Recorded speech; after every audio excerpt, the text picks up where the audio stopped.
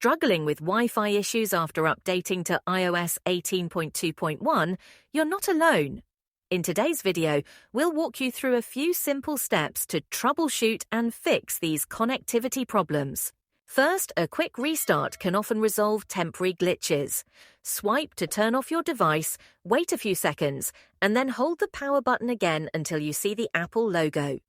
Once your phone restarts, check if the Wi-Fi is working. If the issue persists, try forgetting and reconnecting to your Wi-Fi network.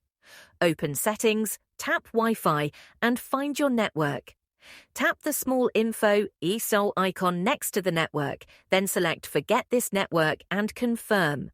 Now, go back to the Wi-Fi menu, select your network and re-enter the password.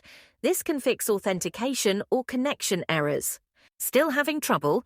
It's time to reset your network settings. Keep in mind this will erase saved Wi-Fi passwords and VPN configurations. Here's how.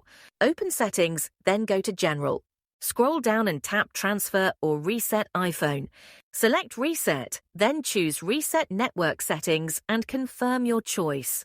Your iPhone will restart, and you'll need to re-enter Wi-Fi passwords and set up any custom network configurations.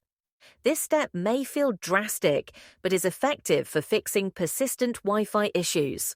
That's it for today's tutorial. If you found this guide helpful, give this video a like and subscribe for more tech tips. Feel free to share your experiences or ask questions in the comments below.